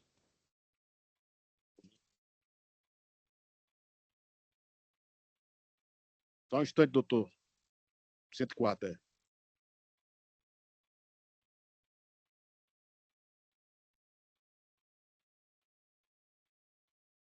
Doutor Samuel. Doutor Samuel. Sim. Doutor Samuel, boa tarde. Boa tarde. Doutor Samuel, indago se Vossa Excelência dispensa a sustentação oral, já que está inscrito para falar pela parte apelada. Não é isso? Isso. No entanto, a proposta de voto do eminente relator, que já se encontra unânime, é no sentido de não conhecer do recurso de apelação. E, com isso, eu entendo que não haja mais interesse em Vossa Excelência em realizar a sua sustentação oral. Confere? Confere, Excelência. Dispensa a sustentação. Então, eu vou proclamar o resultado do julgamento, que é unânime no sentido de não conhecer do recurso de apelação, conforme o voto do relator, desembargador Leite Albuquerque. O julgamento é unânime e está agora encerrado. Agradeço, doutor Samuel. Muito obrigado, Excelência. Uma ótima tarde a todos. Câmara agradece. A sequência chama a julgamento da relatoria do desembargador Correia, apelação cível número 230, da pauta do PJE. O apelante é o Banco Itaú BMG Consignado S.A. e o apelado é José André de Lima. E pelo Banco Itaú BMG Consignado S.A. requereu sustentação oral a advogada Vitória Francis Jerônimo Cunha, escrita na OAB de Alagoas, sob o número 18.628. Doutora Vitória Francis, boa tarde. Boa tarde a todos. Doutora Vitória, Vossa Excelência dispensa a sustentação, perdão, não. Falaria pelo apelante, não é isso? A senhora fala pelo apelante. Vossa Excelência Vossa Excelência dispensa a leitura do relatório, doutora Vitória? Sim, dispenso. Eu lhe concedo o prazo de até 15 minutos para realizar a sua sustentação oral. Certo, muito obrigada. Inicialmente, gostaria de cumprimentar todos os desembargadores, servidores e advogados aqui presentes. Em resumo, a parte apelada alega ter sofrido descontos indevidos em seu benefício previdenciário, alegando não ter contratado empréstimo consignado. O pleito autoral foi julgado parcialmente procedente, condenando o banco em danos morais na quantia de R$ 3.000 e também na restituição em dobro dos valores descontados do empréstimo consignado. Eu ressalto que não houve qualquer comprovação de que os descontos tenham prejudicado o sustento da parte autora, ora apelada, e tampouco causado desequilíbrio financeiro.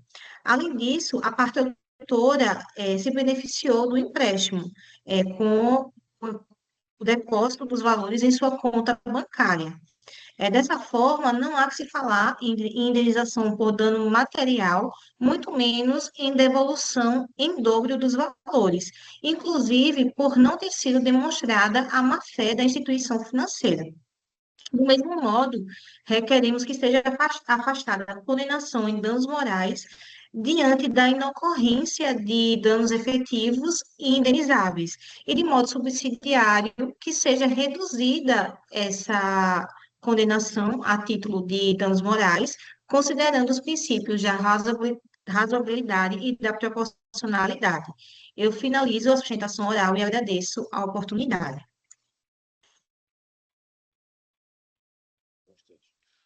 Agradeço, doutora Vitória, pela sustentação oral e concedo a palavra ao desembargador Correia para proferir o seu voto. Pois não, senhor presidente. Renovando aqui os cumprimentos, os preços consignados, excelência, que a perícia grafotécnica, não é? Ela reconheceu que a assinatura não partiu do punho do autor, né? E evidenciou falha na prestação do serviço, né? Falha, né? Houve fraude na contratação.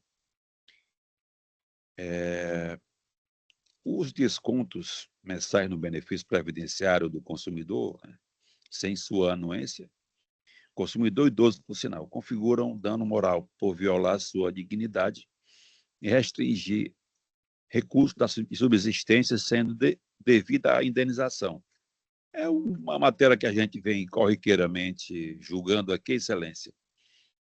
E o valor arbitrado está dentro do que a gente vem considerando aqui R$3.000, né?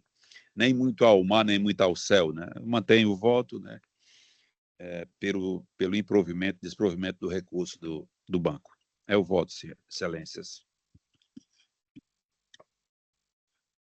Desse desembargador Correia, e na sequência eu voto ao desembargador Abelardo Benevides. Acompanho a relatoria, presidente. Agradeço, desembargador Albuquerque. Também acompanho. Falsa, aprovada por perícia. Então, eu proclamo o resultado do julgamento, que é unânime no sentido de conhecer e negar provimento ao recurso de apelação, conforme o voto do relator, desembargador Gomes Correia. Julgamento, repito, unânime e já agora encerrado. Agradeço, doutora Vitória Francis.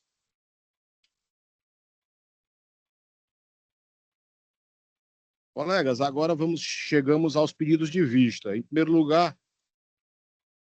a apelação civil número 29 da pauta do PJE um recurso de apelação em que é relator o desembargador Emanuel Leite Albuquerque. Apelante é Caixa de Previdência e Assistência dos Servidores da Fundação Nacional de Saúde, e a apelada é Celina Fátima Silva Nascimento e outra. A síntese do julgamento é a seguinte: após anunciado o processo e dispensada a leitura do relatório na sessão do dia 6 de agosto do ano em curso, realizou sustentação oral o advogado da parte apelada, Dr. José Fernandes da Silva Júnior, OAB Ceará, número 51.785.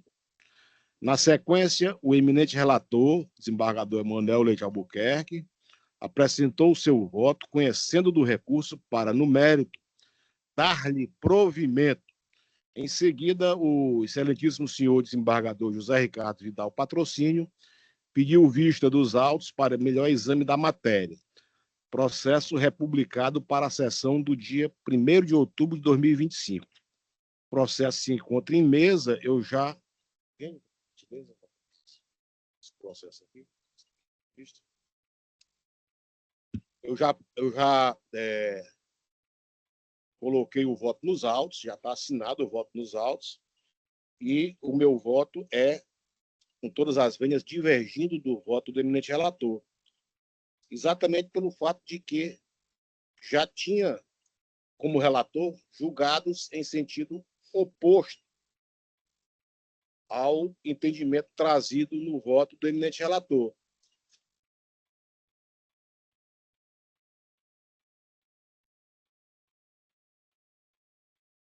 Eu vou.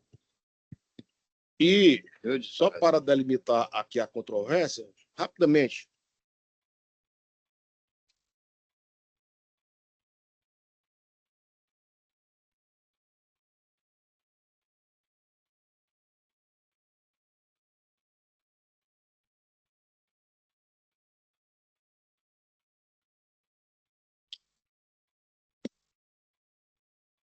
questão de mérito deste recurso, ela envolve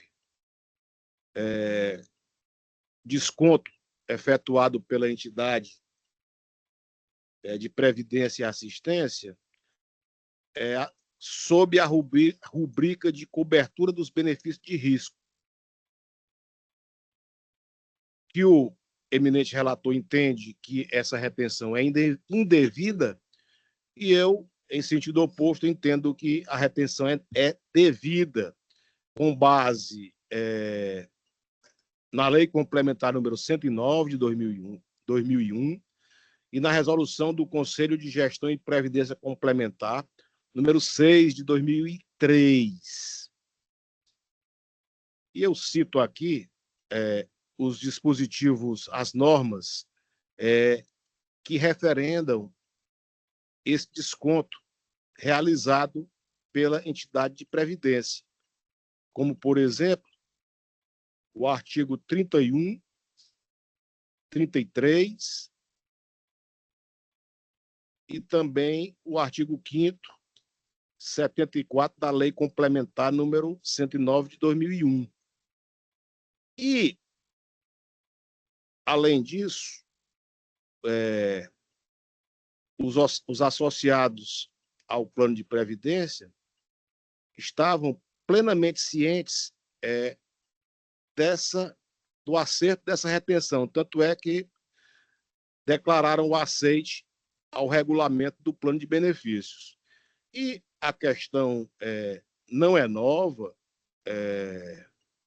o STJ tem essa mesma linha de pensamento, que o STJ é a nossa Corte Federal de uniformização da interpretação da lei federal no país, e eu cito como exemplo o julgado da relatoria do ministro Marco Aurélio Belize, julgado em 30 de março de 2020, que, na parte negritada, diz o seguinte, aspas, a jurisprudência do STJ é no sentido de que o participante do plano de previdência privada possui apenas expectativa de que, ao tempo da concessão do benefício, permanecerão rígidas as regras vigentes no momento de sua adesão ao plano de previdência complementar fechado.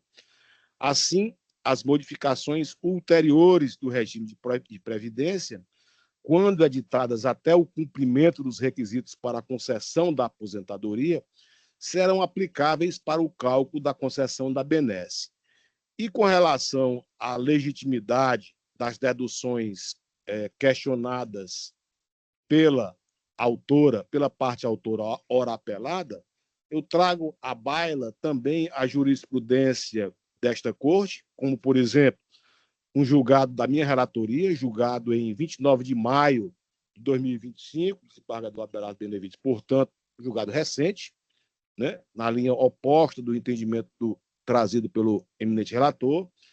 Trago também à baila um julgado também da desembargadora Maria Regina Oliveira Câmara, que integrou esta colenda primeira Câmara de Direito Privado até recentemente, e das outras câmaras do direito privado, para efeito de argumentação, eu cito julgados do desembargador Everardo Lucena II, julgado em 13 de agosto de 2025, portanto, também muito recente. Também do desembargador Mendes Forte, julgado de 14 de março de 2025, portanto, todos atuais. E também do juiz convocado José Crentel Ferreira Filho, este do dia 17 de setembro de 2025, ou seja, do mês passado. Fez nem um mês.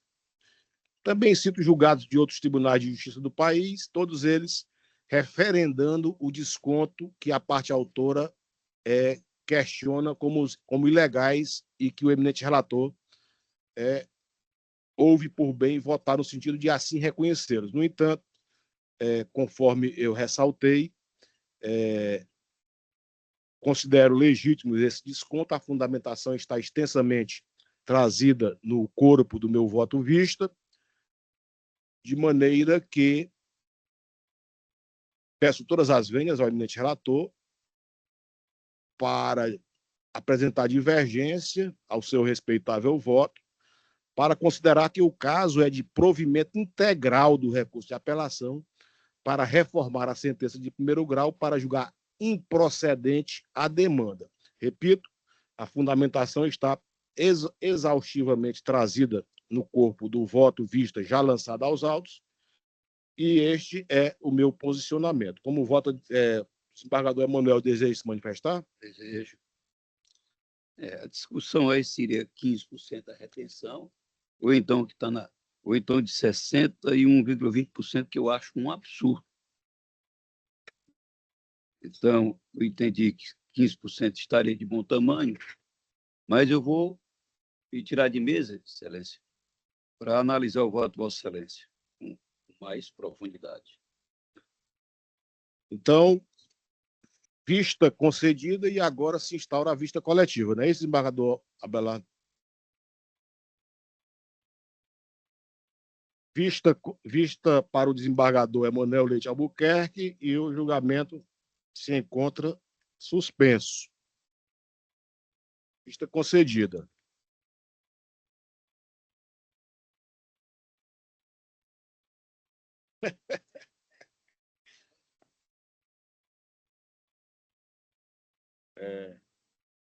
Pois bem, agora temos outro pedido de vista.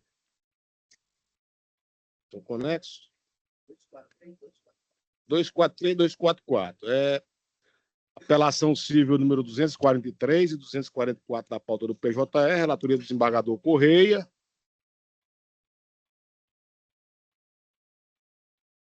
Apelante é Manolo Andrade Nóbrega e o apelado é Yuri Dias Branco Sobral. E no 244, o apelante é Rafael Madeira Bezerra e o apelado é Yuri Dias Branco Sobral. Os processos são conexos. Isso. Relatoria do desembargador Correia, a síntese do julgamento é a seguinte. Após anunciado o processo e dispensada a leitura do relatório na sessão do dia 3 de setembro do corrente ano, realizou sustentação oral o advogado da parte apelante, Dr. Paulo Otávio Mota Correia, OAB Ceará, número 12.090. Na sequência, o eminente relator apresentou seu voto, conhecendo do recurso para, no mérito, negar-lhe provimento. Em seguida, o excelentíssimo senhor desembargador Antônio Abelardo Benevides Moraes pediu vista dos autos para melhor exame da matéria. Processo republicado para a sessão do dia 1º de outubro de 2025. A mesma síntese é em relação ao processo número 244, que são conexos, repito. Isso. Em mesa, a palavra Em mesa, presidente. Desembargador Vistor, desembargador Abelardo Benevides. Obrigado. Lancei os dois votos, são conexos, lancei dos dois autos, ainda não assinado, evidentemente, não disponibilizado ao público, mas desde ontem disponibilizei aos membros da turma e provoquei o eminente relator para ele dar uma lida. Facilita, né? Pois bem, e vou fazer de um modo bem resumido, até porque são votos, é um voto conciso, de alguma forma conciso, 12 laudas. Vou abordar o primeiro aqui do Rafael, abordo os dois e cópias nos dois. Vou abordar primeiro aqui a demanda envolvendo o senhor Rafael Madeira Bezerra e Yuri Dias Branco Sobral. O eminente relator em ambos negava provimento. Eu reporto ao relatório, tirado pelo eminente relator, vamos correr, faço algumas considerações, inclusive acerca das preliminares, inicial, possibilidade de conversão da execução em ação de conhecimento, ou afasto todas elas, como fez o eminente relator, e levanto uma matéria que pode ser arguída em qualquer momento, de ordem pública. Tenho convênio neste processo aqui, da parte em que contendem Rafael Madeira Bezerra e Yuri Dias Branco Sobral, que há um erro improcedendo. E neste ponto eu vou dirigir do eminente relator. Eu aduzo, considerando a análise da tramitação do processo principal na origem, enfrento essa questão de ordem pública, que não se encontra sujeita à preclusão do juízo no segundo grau de jurisdição. Ele aduzo aqui, como demonstrou o eminente relator, que um litígio multifacetado, no qual as partes mantiveram intensa e variada relação comercial, empréstimo, comprimento de imóvel, emissão de cheques, contrato de confissão de dívida, acusações que chegaram até à esfera criminal.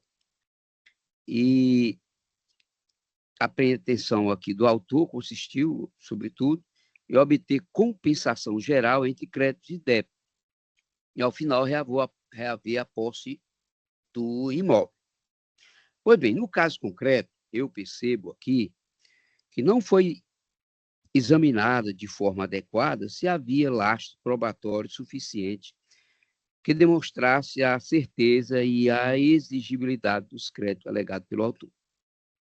Quanto ao suposto empréstimo, não há documentos comprobatórios mínimos que atestem sua efetiva realização e pagamento. Quanto aos cheques, não foi objeto de análise na sentença, se todos eram exigíveis, não prescritos, não sujeitos e vícios formais. Eu percebi aqui, e tenho um entendimento diferente, que o eminente magistrado, ele louvou-se do fato de que a parte não tinha impugnado especificamente determinados fatos, e ele limitou-se a aplicar imediatamente, automaticamente, a regra do 341. Né? Mas, como nós sabemos, ele fez de uma ausência de impugnação específica a uma revelia. E nós sabemos que nenhum caso, nem outro, a jurisprudência, hoje atual, moderna, considera como absoluta. Mesmo no caso de revelia, a parte tem a obrigação de comprovar. E aqui não foi feito. Então, uma defesa genérica, digo eu, não é cheque em branco para sentença de procedência. Olha, ele defendeu-se genericamente, não abordou o ponto X, Y, Z, então pronto, é improcedente a ação. Eu tenho para mim que não é a melhor decisão. Agrego aqui a relativa à presunção de veracidade dos fatos alegados, decorrente de revelia, competindo à parte autora a comprovação do fato constitutivo do seu direito, até da revelia, vou longe, vou mais além. Quanto mais de um feito onde houve uma compensação, uma contestação que possa ter falhado. Não é? Cito aqui jurisprudência, essa, inclusive, da nossa ilustre e grande ministra, eu sou admirador dela, a conhecida desembargadora do Tribunal de Justiça do Distrito Federal, tivemos em eventos juntos, ministra Nancy, onde ela diz: competiu os autores fazer prova dos fatos constitutivos do seu direito, sendo certo, ademais, que a presunção de veracidade daqueles não impugnados na contestação é relativa, não impedindo que o julgador, à vista dos elementos probatórios presentes nos autos, forme livremente sua convicção. Então, eu acho que aqui não pode prevalecer. O juízo não examinou a realidade do empréstimo alegado, nem a documentação mínima, não analisou a validade, liquidez e exigibilidade dos cheques. E aqui ainda há eu reforço, presidente, relator, deve ter observado no voto que eu dividi já com os membros da turma, é que há um relatório do Departamento de Polícia Judiciária que consta informação de tramitação de demanda judicial civil paralela envolvendo os litigantes, refere-se a uma ação de conhecimento de sociedade de fato, com dissolução e apuração de deveres, estando em tramitação na terceira vara empresarial de recuperação de empresas falências do Estado do Ceará. É bom acentuar que esse tipo de ação discute de forma sequencial e complementar a existência da sociedade para fins legais, o término desse vínculo e a repartição dos bens e obrigações, buscando solução justa e equilibrada entre as partes. Então, o juízo acorre também não tratou das possíveis repercussões dessa demanda na seara empresarial, onde se discute haveres relativos a postos de combustível, inclusive aquele lá de Vaze Alegre, né? Local do suposto empréstimo aqui apontado como crédito. Essa suspeita, prosseguiu, tem potencial para repercutir na definição dos valores do crédito alegado no presencial. Se há ou não correlação ou duplo debate sobre o mesmo negócio, só uma instrução adequada poderá esclarecer. Eu tenho essa compreensão. Essas omissões configuram erro em procedendo, porquanto o processo não foi devidamente saneado. Nem se deu às partes a oportunidade de produzir prova adequada sobre os pontos decisivos. Eu anoto aqui, o magistrado, em mero despacho, declarou o processo apto a julgamento sem intimar as partes para especificar as provas em afronto aos princípios contraditórios da ampla defesa. Trago jurisprudência do STJ. Assim,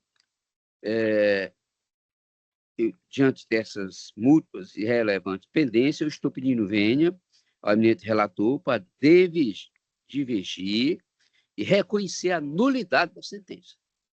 Que os autos baixem a origem, que seja reaberta a fase de instrução. Isso é no processo do senhor Rafael e Yuri.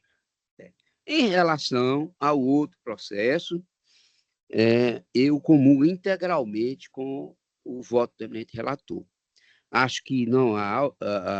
aqui está caracterizada a ausência de boa-fé objetiva e a assunção consciente do risco. A parte sabia do risco que corria, tinha conhecimento dos fatos. De outro lado, eu até indaguei o eminente relator aqui na tribuna, e depois ele esteve comigo, o eminente advogado, e ele esteve comigo, recebi os dois advogados presencialmente, e ele até me justificou aquela afirmação que havia o pagamento, mostrou outra cláusula, né, que supriria. Então, não há essa prova de quitação do seu Manolo. Então, esse cenário revela que o direito de Manolo, se existente, permanece exclusivamente na espera obrigacional contra o seu prometente vendedor, o Rafael. Ele tem que resolver com o Rafael. Então, eu estou neste ponto, neste processo conexo, estou acompanhando a relatoria. Então, nesse sentido, presidente, em um, divergindo, reconhecendo a nulidade da sentença. No outro, conexo, do senhor Manolo de tal, julgando, acompanhando o relator, julgando e desprovendo a insurgência. Meu voto é nesse sentido. Ok, desembargador. A gente continua com a vista dos dois, ou já podemos julgar dos dois, né? É mais precatado. Então, então, o desembargador relator pede vista dos autos e, com isso, se instaura a vista coletiva, tanto no processo número 243 da pauta, como no conexo número 244 da pauta. Julgamento suspenso. Na sequência, colegas, não temos mais processos objeto de sustentação oral, que nem de pedido de vista. Eu vou anunciar, boa tarde, eu vou anunciar o resultado dos processos extra-pauta. Em primeiro lugar, o conflito de competência número 255 da pauta, relatoria do desembargador Correia. O resultado é o seguinte: a turma julgadora conheceu do conflito negativo de competência para negar-lhe provimento, declarando a competência do juiz da 6ª Vara de Família da Comarca de Fortaleza, o suscitante. Em seguida, o conflito de competência número 256 da pauta. O resultado é o seguinte: também da relatoria do desembargador Correia, a turma julgadora conheceu do conflito negativo de competência para dar-lhe provimento, declarando a competência do juiz da 23ª Vara Civil de Fortaleza, o suscitado. E o conflito de competência número 257 da pauta, relatoria do desembargador Abelardo Benevides Moraes, o resultado é o seguinte: a turma julgadora conheceu do conflito negativo de competência para, no mérito, dar-lhe provimento, declarando a competência do juiz da 26ª Vara Civil de Fortaleza, o suscitado. E, por último, o conflito de competência número 258 da pauta, relatoria do desembargador José Ricardo Vidal Patrocínio. O resultado é o seguinte: a turma julgadora conheceu do conflito negativo de competência para dar-lhe provimento, declarando a competência do juiz da 22ª Vara Civil de Fortaleza, o suscitado. Com isso, colegas, concluímos a nossa pauta de julgamentos no dia de hoje. Jennifer, tem algum processo não votado no sistema provisório de votação? Quem é o relator? Pega aí, bicho, não deu certo. Relatoria do relator Albuquerque? Acho que é. Está votado? Acompanha? Mais algum?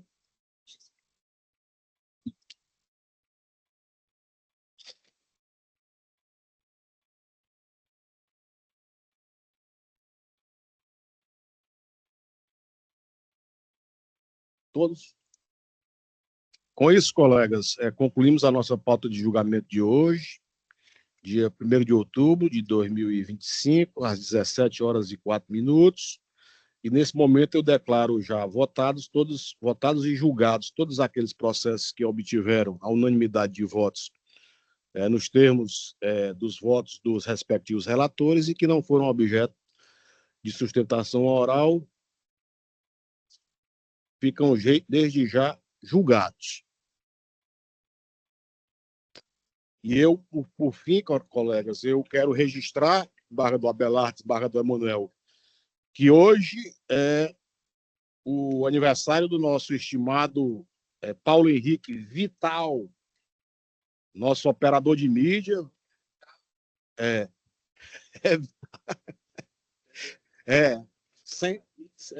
vital para os nossos trabalhos, viu, Paulo? Receba, em nome da Câmara, nossas homenagens e desejo um feliz aniversário e toda a paz e felicidade do mundo para você, hoje e sempre.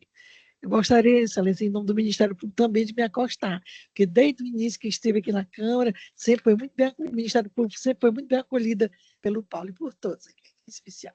Fica registrado que a doutora Luzanira, representando o Ministério Público, também homenageia e rende tributo ao nosso operador de mídia, doutor Paulo Henrique Vital, pela passagem do seu aniversário. Alguém mais deseja se manifestar, colegas? Também parabenizá-lo.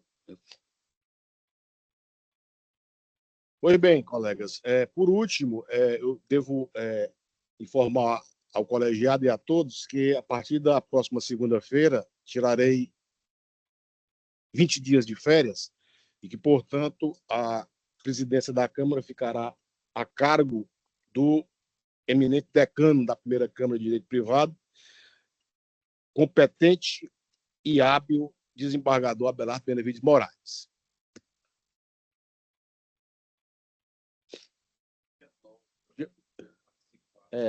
Quem vai comparecer para compor a Câmara é a doutora Cleide, desembargadora Cleide. Vai comparecer como vogal, não é isso, Jennifer? Já confirmado. O desembargador Carlos viaja para um encontro em Brasília. Ela vai comigo. Eu vou. Você vai comigo.